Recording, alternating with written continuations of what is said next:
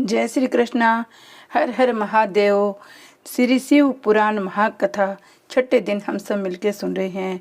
जय श्री शंकर भगवान ने की जय। पहले दिन हमने सुना कि ब्रह्मा जी बता रहे हैं कि नारद का घमंड भगवान ने कैसे दूर किया। अब ब्रह्मा जी नारद को उपदेश दे रहे हैं। ब्रह्मा जी ने नारद को बताया, मैं एक बार मुनियों के साथ और क्षीर सागर पर विष्णु जी की स्तुति करने गया। स्तुति में प्रश्न होकर विष्णु जी ने कहा, हे देवताओं, आप लोग यहाँ पर किस लिए पधारे हैं। तब मैंने कहा, हे भगवान, दुखों को दूर करने वाली सेवा हम किसकी करें। हे देवताओं, ये तो तुम पहले ही देख चुके हो, अब भी देख रहे हो, फिर क्यों पूछते हो। भगवान शिव ही सब दुखों को दूर करने वाले परम शिव है। सुख चाहने वाले को कभी भी शिव जी की पूजा करनी नहीं छोड़नी चाहिए। मनुष्य को सभी प्रकार के सुख शिव जी की पूजा करने से प्राप्त होते हैं। इसके अतिरिक्त मुक्ति भी मिल जाती है। विष्णु जी की बात सुनकर सभी देवताओं ने शिव जी को प्रणाम किया। सभी कर्मों की सिद्धि के लिए शिवलिंग की पूजा अर्चना करने लगे। विष्णु भगवान की आज्ञा से विश्वकर्मा ने सभी देवताओं को पूजन के लिए शिवलिंग प्रदान किए। पद्म रागमणि का लिंग इंद्र को, सोने का कुबेर को, पीतमणि का धर्मराज को, श्यामवर्ण का वरुण को, नीलमणि का लिंग विष्णु को, सुवर्ण लिंग ब्रह्मा को, चांदी का लिंग विश्वदेव को, पीतल का लिंग वसुओं को, स्फटिक मणि का लिंग अश्विनी कुमारों को, तांबे का लिंग लक्ष्मी को, मोती का लिंग आदित्यों को, वज्र का लिंग चंद्रमा व ब्राह्मणों को दिया। ब्राह्मणों की पत्नियों को मिट्टी का लिंग, नागों का चंदन का लिंग, देवों का मक्खन का लिंग, योगियों को भस्म का लिंग, यक्षों को दही का लिंग, छाया का मिट्टी का लिंग प्रदान किया। इस प्रकार सभी को जब लिंगों की प्राप्ति हो गई, तब मैं विष्णु जी के वचनों को मानकर देवताओं सहित घर को लौट आया। सभी को लिंग पूजा विधि बताई। उससे कहा, जब तक ज्ञान प्राप्त न हो जाए तब तक देवतागण विधि के साथ लिंग की पूजा करते रहे। ब्रह्मा जी बोले, अब मैं शिव जी का सर्व काम था सुखदायक उत्तम पूजा की विधि का वर्णन करता हूँ। ध्यान पूर्वक सुनो। ब्रह्म मुहूर्त में उठकर पार्वती से शिव जी का स्मरण करें। भक्ति पूर्वक हाथ जोड़कर उन्हें नमस्कार करके सिर झुकाए। प्रार्थना इस प्रकार करें, हे देवेश, हे हृदयेश्वर, अब उठिए, ब्रह्मांड का मंगल कीजिए, अधर्म से मेरी निवृत्ति कीजिए, धर्म में प्रतिदिन मेरी प्रवृत्ति कीजिए। हे शिव शंकर, मैं जो आपका सेवक हूँ। इस प्रकार भक्ति के वाक्य कहकर गुरु को प्रणाम करके सोचा दस्य निवृत्त हो, दांतुन करके 16 बार कुल्ला करके फिर स्नान करें। रविवार, श्राद्ध, संक्रांति और ग्रहण के दिन महादान तथा तीर्थ व्रत के दिन गर्म जल से स्नान न करें। अपवित्रता होने पर गर्म जल से स्नान करें। ऋषि और पितरों की खुशी के लिए तर्पण करें। धुले हुए स्वच्छ वस्त्र धारण करें। मरग चरम पर बैठकर त्रिपुंड धारण करें। भस्म लगाए। भस्म के अभाव में जल का ही त्रिपुंड धारण करें। इसके पश्चात शिव जी की आराधना करें। मंत्र के साथ 3 बार आचमन करें। इसके पश्चात गंगा विष्णु कहकर 1 बार आचमन करें।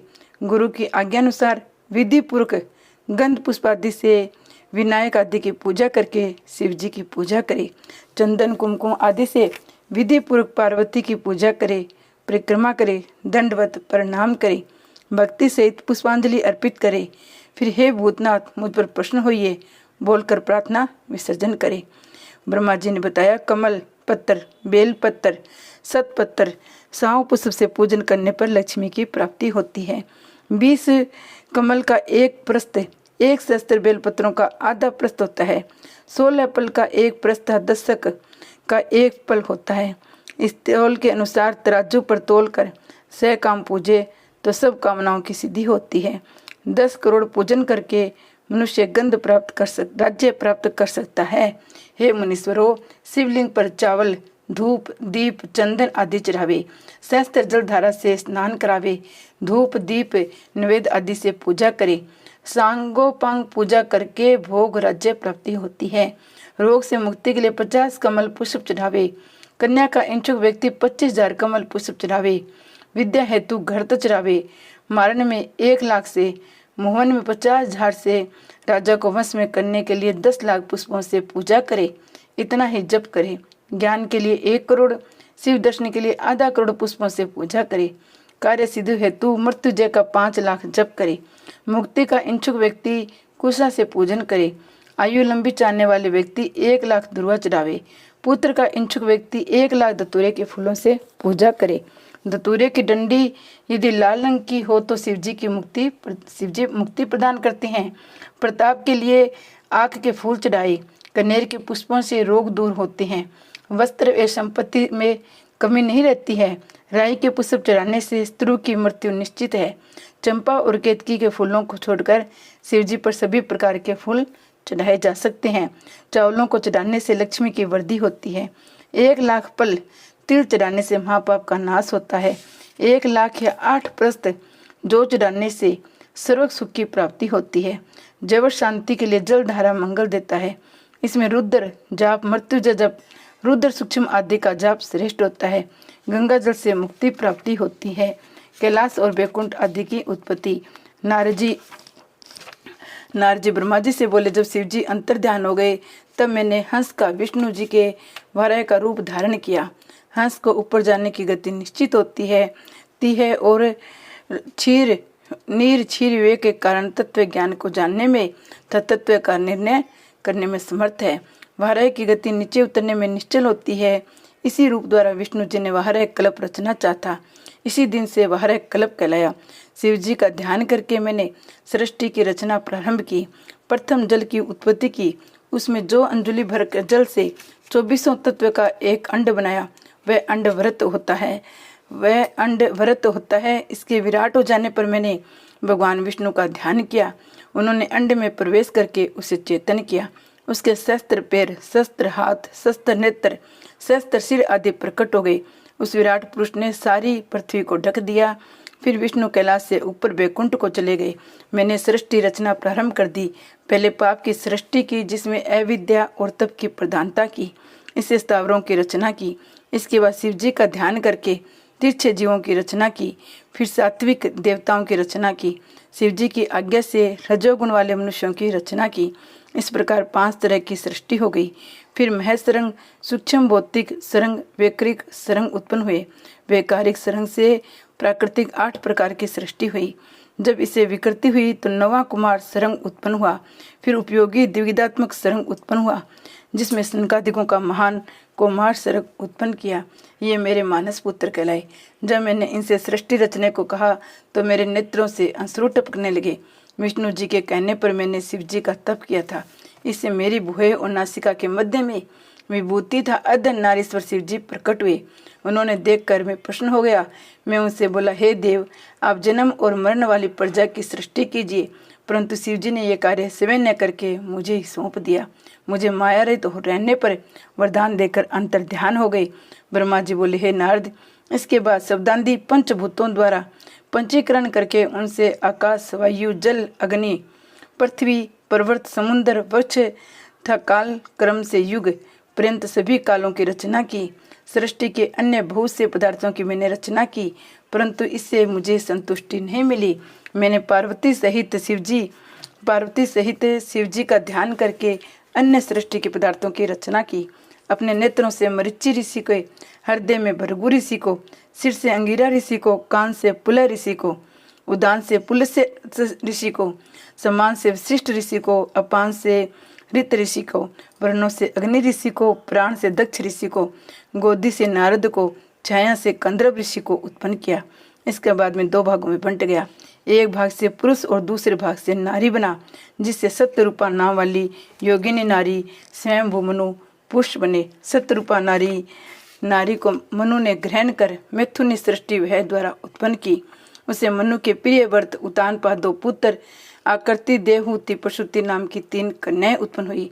आकृति को रुचि नामक मुनि को दिया, देवहूति को कदरम प्रजापति को दिया, प्रसूति का वह दक्ष के साथ हुआ। इसकी संतानों से चराचर जगत भर गया। रुचि और आकृति से युग हुआ। यज्ञ के 12 पुत्र हुए। देवहूति के कदरम द्वारा अनेकों संतान हुई। दक्ष प्रजापति के 24 कन्याओं ने जन्म लिया। ये कन्याएं कर्मस, भृगु, भव, मरीचि, अंगिरा आदि ऋषियों को ब्याह दी गई। इनमें असंख्य संतानें उत्पन्न हुई। शिव जी ने त्रिशूला के अग्रभाग से सती की रक्षा की, जिन्हें सर्वव्यापी विष्णु ने अपने प्रभाव ने बनाया था। फिर वही लोक कल्याण हेतु दक्ष के यहाँ प्रकट हुए। सती की परा, अपरा और शिवा ये 3 रूप है। सती रूप में शंकर जी का साथ उनका विवाह हुआ। पिता के यज्ञ में सती ने अपना शरीर त्याग कर दूसरे जन्म में पार्वती के रूप में पैदा होकर शंकर जी को पुनः प्राप्त हुई। उनके अन्य मुक्तिदायक नाम हैं कालिका, चंडिका, भद्रा, चामुंडा, जया, विजया, जयंती, भद्रकाली, दुर्गा, भगवती, कामाख्या, कामदा, अम्ब, मुडानी, सर्वमंगला आदि।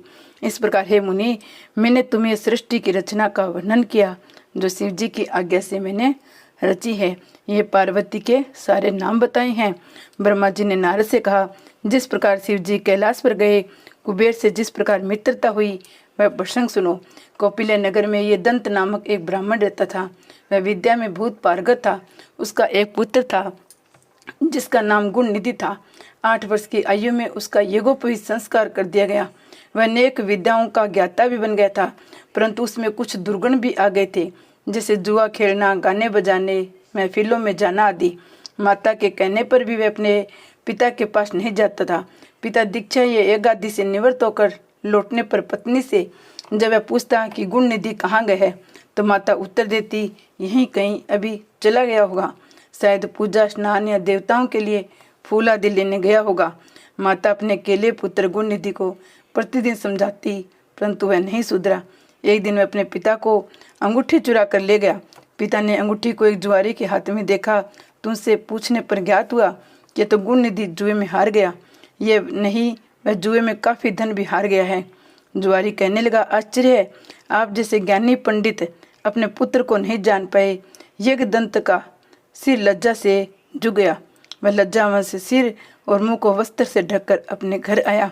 वह अपनी पत्नी से बोला, तेरा पुत्र गुण निधि कहाँ गए और मेरी अंगूठी कहाँ है? पत्नी बोली, मुझे इसमें याद नहीं है, मैं कहीं रखकर भूल गई हूँ। यज्ञ दंत गुस्से से बोला, सत्य कह रही हो, निकम्मे पुत्र को जन्म देने वाली तू बड़ी असत्यवादिनी हो। मैंने जब जब भी पूछा गुण निधि कहाँ है, तू झूठ बोलकर मुझे बहला देती थी। अन्य वस्तुएं भी घर से गायब थी। पुत्र को बिगाड़ने में माता का दोष देकर उसने जल लेकर दोनों को तिलांजलि दे दी। किसी दूसरी ब्राह्मण कन्या से वह कर लिया। जब वह समाचार ब्राह्मण पुत्र गुणनिधि को मिला तो वह गृह त्याग कर वन में चला गया। कभी माता की ममता, पिता की धर्मज्ञता का स्मरण करके वह अपनी मूर्खता पर पश्चाताप करने लगा। इस प्रकार चिंता से व्याकुल हो सायंकाल को एक शिव मंदिर के पास जाकर बैठ गया। वह भूख प्यास से व्याकुल हो रहा था। उसी समय कोई व्यक्ति सह परिवार शिवरात्रि का पूजन करने आया। उसने पूजा करने के बाद घर से लाए हुए पकवान आदि शिवलिंग पर चढ़ाए और वहीं सभी सो गए। तब रात्रि में भूख से व्याकुल यज्ञदंत के पुत्र गुणनिधि ने छिपकर मंदिर में प्रवेश किया। शिवलिंग पर चढ़ाया गया प्रसाद लेकर चंपत हो गया, परंतु उसी समय उसके पैरों की आवाज से सभी लोग जागे। उसे भागते हुए रक्षकों ने पकड़ लिया। उसकी इतनी पिटाई की कि वह मर गया। उसे यमदूत आकर ले जाने वाले थे। तभी उसी समय शिवजी के पार्षद भी उसे लेने आ पहुंचे। वे यम के दूतों से बोले, हे यमदूतों, इसे छोड़ दो। इससे जहाँ पाप किए हैं वही कुछ कर्म धर्म संबंधी भी किए हैं। जैसे शिवलिंग पर गिरती हुई दीपक की छाया को इसने निवारण किया, रात्रि में इसने अपना वस्त्र फाड़कर दीपक की बत्ती भी डाली है। उसी प्रसंग में इसने शिव गुणों को श्रवण भी किया है। व्रत रखकर इसने शिवजी की पूजा व दर्शन भी किया है। स्थिर चित्त से द्वार पर बैठा रहा है। इस कारण अब वह हमारे साथ शिवलोक में जाएगा। वह यहाँ कुश में रहकर पुनः कालिंग देश का राजा बनेगा। शिव गुणों से बात सुनकर यम के दूत अपने लोक को चले गए। जब यह समाचार उन्होंने यमराज को सुनाया तो वे बड़े प्रश्न हुए। वह शिवलोक के कुछ में रहकर अरिंदर नाम के कालिंग देश का राजा हुआ। शिव जी की थोड़ी सी सेवा भी बहुत फलदायक होती है। जय शिव शंकर भगवान की जय हो।